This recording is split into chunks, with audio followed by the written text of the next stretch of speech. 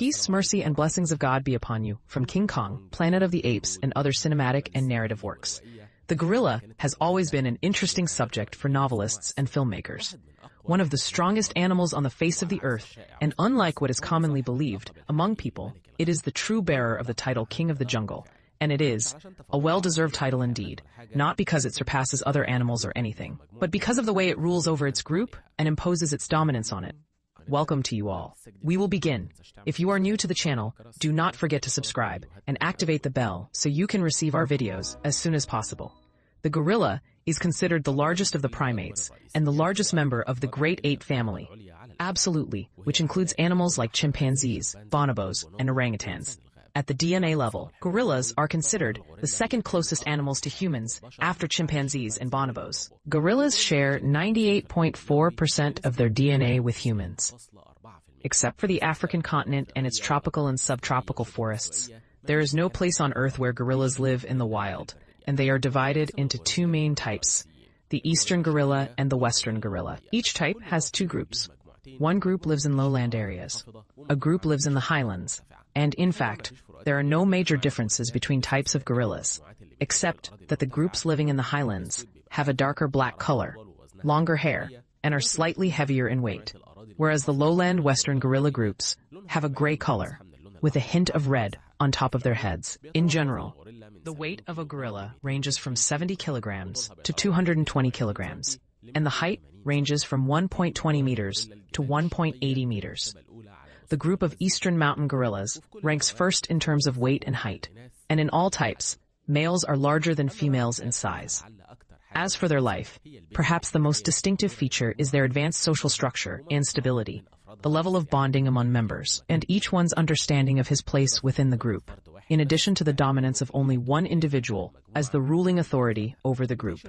All members live in family groups, usually consisting of 6 to 10 individuals, made up of a dominant male, his offspring, and a group of females, most of whom are his mates.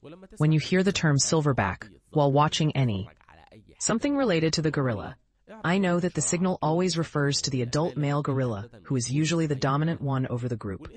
The name comes from his gray hair that appears on his back underneath as he ages. And perhaps this is the reason why the gorilla is called the king of the forest. Besides his large size and majestic appearance, the way he manages affairs within the group makes him indeed resemble a strong and wise king at the same time. The role of the silverback centers on protecting the members of his group, specifically regarding the activities they engage in and their timings throughout the day. When it's time to travel, when it's time to eat, when it's time to nap and sleep, and so forth. He also decides if new members will be accepted into the group or not, because it is possible for any male or female to leave their group and try to join a new group in search of a mate. And then the decision rests solely with the silverback, whether to accept or reject, knowing that most new females target the dominant silverback of the group as their mate. Among his duties or authority is setting boundaries for the group's territory, which ranges in size from 5 square kilometers to 30 square kilometers, depending on the number of individuals in the group and the availability of food in the area. This space is not necessarily exclusive in one group, but the groups exchange territories with each other, and here a confrontation may occur, especially if an adult male from one group enters another group, and the number of members and its leadership are not necessarily fixed, meaning that it is possible. A group could be larger than 10 members, and its number could reach 30 or 50 individuals, and at that time, it contains more than one silverback leading the group. And usually they are brothers or father and his sons, but still in the end, you find one of them specifically whose authority is higher than the others, and the silverback is successful in maintaining the leadership of his group for a number of years, which may reach 6 years or more. And sometimes, if one of the males in the group feels that the dominant male has become weak, or his size has decreased, or his movement became slower, or he became reckless in decisions, he may challenge him, finish him off, and take his place.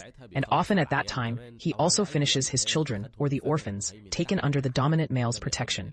And this leads us to the other side of the silverback's life.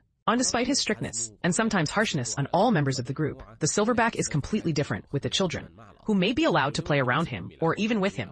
And you find them constantly hitting him and bothering him, just like any children who tease. Yet he does not punish them. One of the nice things in the life of the gorilla is that the silverback can hug the children inside the group with complete comfort. The silverback. He is always alert and attentive to protect his family. Often, he leads the group during travel to ensure that the path is free of any dangers, and sometimes, during rest periods after eating, he prefers to look around the area and make sure the group is safe. Although they are skilled climbers, most of their time is spent on the ground, especially the adults, while the children are more often found in the trees, either playing or even sleeping. Communication among gorillas, whether inside the group or outside it, depends on a set of sounds or on touch. So if a new gorilla extends its hand to the group members, it is an invitation in itself for introduction. One of the signs of respect for the silverback is not looking into his eyes, which can sometimes be considered a sign of challenge. Signs of care among them include seeing them sitting cleaning each other's hair from any insects. They groom one another, while hitting the chest with a hand is a sign of strength display among the adults. It is a sign of desire to play among the young. The gorilla has strong and large arms about 15% longer than its legs, and this design allows them to move on all fours without their body remains curved or something.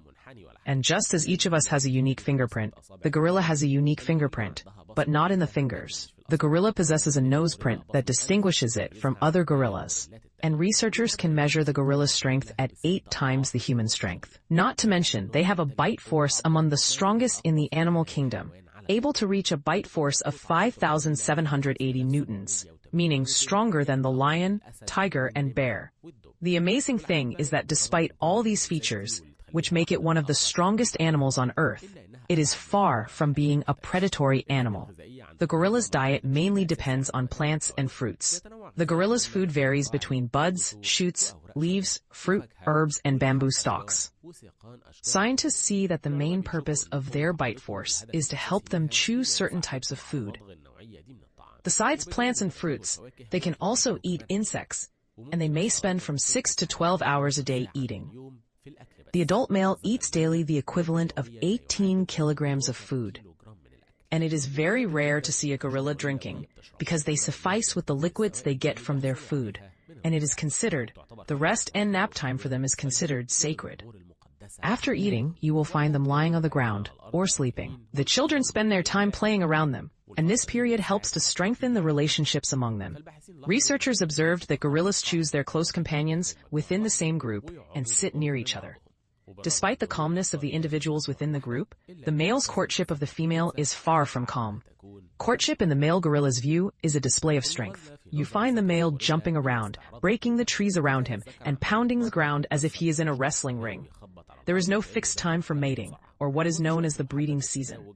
The female's pregnancy lasts from 8.5 to 9 months. Usually, she gives birth to one infant, and the infant tends to cling happily to its mother's back as a form of protection and transportation at the same time, until it reaches the age of 3 years. The gorilla young reach sexual maturity in the period from 7 to 10 years. However, at that time, they do not yet show the gray hair that distinguishes the silverback, and at that time, they are called a blackback, and the hair begins to gray appears on the back at an age ranging from 12 years to 15 years, and at this stage, they might leave their group and go out looking for a partner to form a new group. Sometimes the male is forced to enter a group and abduct a female from it, even if the group leader refuses his presence. But on the other hand, some of them prefer to stay in their group, find a suitable female within it, and take the place of his father later, when he grows older or dies. As for the age, in the wild it reaches up to 40 years, but the mid-30s is the most common among them. Gorillas of all kinds have suffered from human destruction, habitat loss, and instability in most countries where they used to live.